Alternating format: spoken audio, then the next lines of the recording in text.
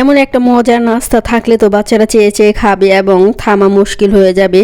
এটা শুধু খেতেই চাবে, এত মজাদার একটা। আজকে অনেক মজার একটা পরোটা তৈরি করব, দেখতে থাকুন কি এটার ভিতরে কি কি দেই। ফুল ভিডিওটা দেখবেন সবাই, কেউ টেনে হেসড়ে বা টেনাটানি করে ভিডিও দেখবেন না, সবাই ফুল ভিডিওটা দেখবেন। আসসালামু আলাইকুম ফ্রেন্ডস, সবাই কেমন আছেন? আশা করি আল্লাহর মধ্যে সবাই ভালো আছেন। আমি আলহামদুলিল্লাহ অনেক ভালো আছি। যে যেখান থেকে আমার ভিডিওটি দেখছেন সবাইকে জানাই অভিনন্দন, স্বাগতম আমার চ্যানেলে। তো দেখুন এখানে আমি একটা পরোটা তৈরি করব, অনেক মজার। ভিতরে কি কি দেই, অনেক মজার একটা জিনিস দিব ভিতরে, সবাই দেখতে থাকুন ফুল ভিডিওটা। তো সবাই আশা করি সবাই ভালো আছেন। তো এখানে আমি একটা ছোট্ট টোনা মাছের ডিব্বা নিয়েছি, টোনা। এটা এখন আমি এটার ভিতরে তেল পানি মিলানো থাকে আর কি, এটা ফ্রোজেন করাই। তো এই তেল আগে দিয়ে নিলাম, কারণ বেশি তেল হয়ে গেলে এর খেতে ভালো লাগবে না, সেই জন্য এই তেল দিয়ে রান্না করব। তো এখানে আমি পেঁয়াজটা দিয়ে নিলাম, এটা আগে ভুনা করে নিব, কারণ পরোটার ভিতরে টোনা মাছের দিব আমি পুরটা। খেতে অনেক মজা, এটার গ্রানটা যারা মাছ পছন্দ করেন যারা, তারা খেতে ভীষণ ভীষণ ভালো লাগে, এটা অনেক মজা লাগে। তো এটার ভিতরে যদি আপনি পুরোপুরি একটা মোগলাই পরোটার মতন তৈরি করেন, তো মোগলাই পরোটা যেমন আমরা ডিম দিয়ে ভিতরে ডিমের পুর দিই, ডিম দিই, কাঁচা ডিম দিয়ে তৈরি করি, আর এটা আমি অন্যভাবে তৈরি করব। তো এইভাবে অনেকে মাংসের পুর দেয়, গরু মাংস, খাসির মাংস বা ডাল, যে আলু মালু ডাল যা এগুলো দিয়ে তৈরি করে। তো আমি এটা মাছ দিয়ে কেউ যদি তৈরি করে না থাকেন, আজকেই যে আমি যেভাবে তৈরি করি ঠিক এইভাবেই আপনি যদি এই পরোটাটা তৈরি করেন, খেতে ভীষণ ভীষণ মজা।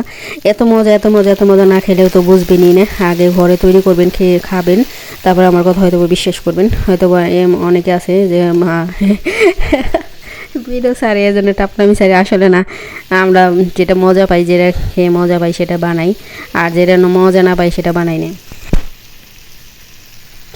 তো খেতে দেখুন টোনা মাছটা আমি ছেড়ে দিলাম, পেঁয়াজটা ভুনা করে আর মশলা দিয়ে দিলাম। এখানে যা যা মশলা দরকার, সবাই তো রান্নাবান্না জানে, সবাই জানেন কি কি মশলা। আদা রসুনের পেস্ট দিয়েছি, ধনের গুঁড়ো, জিরের গুঁড়ো, সব মশলা একটু একটু দিয়েছি। আর এখানে টোনা মাছটা দিয়ে দিলাম। এটা ফ্রোজেন করা সিদ্ধ করাই থাকে টোনা মাছ, বেশি জাল দিতে হয় না, এটা এমনিও খাওয়া যায় কাঁচা। তো দেখুন এইখানে মশলা দিয়ে আমি এই টোনা মাছটা ভুনা করে নেবো, আর এই টোনা মাছের পুর দিয়ে আমি তৈরি করব পরোটা। আর টোনা মাছের পরোটা তো অনেকেই এটা এখনও খান নাই, বুঝেন নাই। তো যারা এটা ফ্রোজেন করা এই মাছটা দিয়ে একবার পুরিও খেতে পারেন, পুরি বানায় এটার ভিতর, যেমন ডাল পুরি, আলু পুরি, ওর আলুর পরিবর্তে ডালের পরিবর্তে এই টোনা মাছের পুরটা দিতে পারেন। এটা একবার শুকনো শুকনো করে ভাজা ভাজা করে যদি এটা করে নেন, তৈরি করে নেন, তাহলে দেখবেন হে পুরটা দিয়ে যদি, তো আমি একবার ভাজা ভাজা করব, আর এই যে ঝোলমোল লাগবো না। তো এই যে একটু দিলাম হালকা পানি, এটা দিয়ে শুধু একটু মানে কষা হওয়ার জন্য, মশলার যাতে মিক্স হয়ে ভিতরে ঢুকে যায় মাছের। তো এইভাবে তৈরি করে নিব।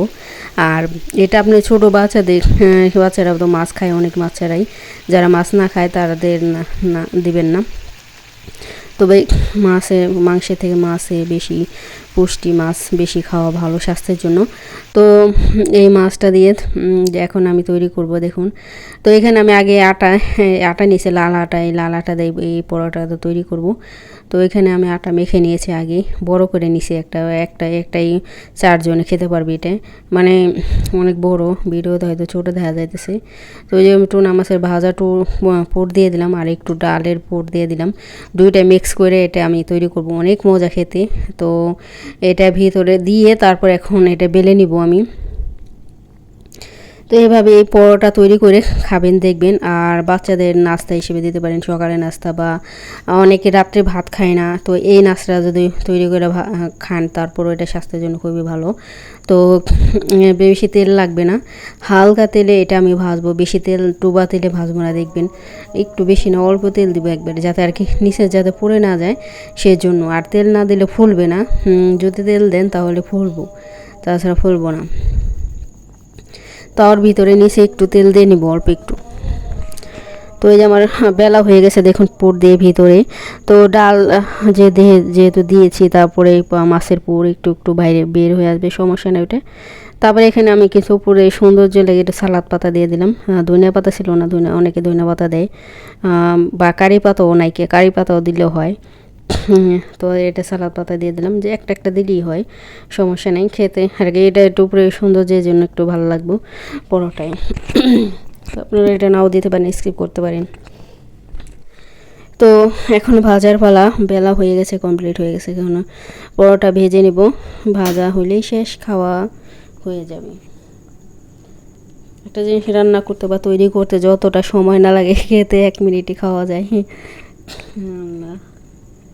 তো দেখুন আমার হালকা তেল দিছি আমার কড়াইতে, বেশি তেল দিইনি। ডুবা তেল এটা ভাববেন না। তো এই যে দেখুন তেল ছাড়া আর কি। তো এখন আমি এটা দিয়ে চুলায় আস্তে করে বসিয়ে দিলাম, যেহেতু এটা একটু মোটা রুটি, এই সময় হবে একটু, মানে চুলায় আস্তে একবার কমিয়ে রাখছি, মানে সে নিচে একবারে দুনো সাইড যেন ভালো মতন সিদ্ধ হয় ভিতর থেকে, সেই জন্য আমি চুলা আস্তে একবার কমিয়ে আস্তে ধীরে ভাজতে হবে। এটা তাড়াহুড়া করে ভাজলে হবে না, কারণ তাহলে ভিতরে কাঁচা থেকে থাকে, ভিতরে কাঁচা থাকলে ভালো লাগবে না। যাতে দুনো জায়গায় কুক হয়, দুনো জায়গায় ভালো করে সিদ্ধ হয় বা ভাজা হয়, ওইভাবেই আর কি এটা করতে হবে।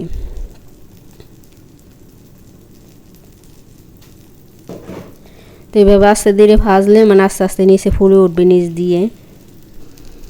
তো এই যে দেখুন আস্তে আস্তে ফুলতেছে আমার এইটা রুটিতে। আর মোটা তো বেশি অতটা ফুলবো না, কারণ মোটা রুটি অতটা ফুলে না। তো দোনো সাইডটা একটু একটু ফুলছে দেখুন। উল্টে দেবো এখন আমি, হয়ে গেছে গা। এই যে দেখুন একবারে, আর এটা একে পোড়া পোড়া করতে হবে, মানে বেশি পোড়া মানে লাল লাল করে ভাজতে হবে। তো পোড়া না, পোড়া লাগলে তিতা লাগবে। এই যে দেখুন আমার একবারে লাল হয়েছে, পুড়ে নাই কিন্তু। এটা লাল করে একবার ভাজা করলে এটা খেতে অনেক মজা লাগে, মুসমুসে উপরে মুসমুসে ভিজে সফট, খেতে অনেক মজা এই পরোটাটা। যারা একবার খান নাই ঘরে একবার ট্রাই করুন প্লিজ, আমার ভিডিওটা দেখে যদি একবার ট্রাই করেন, খেয়ে দেখবেন অনেক অনেক ভালো লাগবে। তো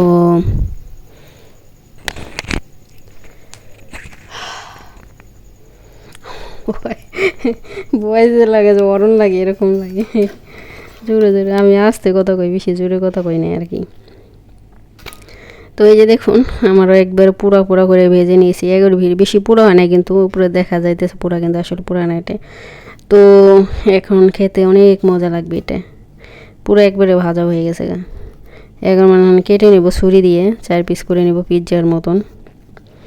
এভাবে করে আপনি সবার এক পিস করে দিতে পারেন, সবাই খেয়ে দেখবেন। প্রথম ট্রাই করবেন একটা খেয়ে। তো আমি একটা বানায় ট্রাই করলাম কেমন লাগে খেতে, তো পরবর্তীতে আবার বানাই খাবো। তো খেতে অনেক মজা লাগবে। আর গরম তো, মানে গরম গরম কাটতেছি, এই জন্য একটু মানে কাটতে সমস্যা হইতেছে। আর এটা গরম না খেলে ভালো লাগবে না, গরম ঠান্ডা জিনিস, কোন ঠান্ডা পরোটা বা রুটি বলেন, কোনো কিছু আমার মজা লাগে না। আমি সব কিছু বানাই লগে লগে খেয়ে ফেলি বানাই। তো এই যে দেখুন কাটা হয়ে গেছে, দেখুন ওই যে দেখুন গরম তো, দেখুন ভিতরে সব মিক্স হয়ে গেছে এক রুটির সাথে, বেলছি না, অনেক মজা এটা খাইতে। এটা বাচ্চাদের আপনি টিফিনে দিতে পারেন, বা কোনো জায়গায় গেলেন ব্যাগে করে বানিয়ে নিয়ে গেলেন একটা বক্সে করে, খিদা লাগলে যে কোনো সময় খেতে পারবেন। তো আজকে আমার এই রেসিপিটা কেমন লেগেছে সবাই সুন্দর কমেন্ট করে দেবেন। আপনাদের সুন্দর সুন্দর কমেন্ট পড়তে খুবই ভালো লাগে। সবাই ভালো থাকবেন, সুস্থ থাকবেন, আল্লাহ হাফেজ।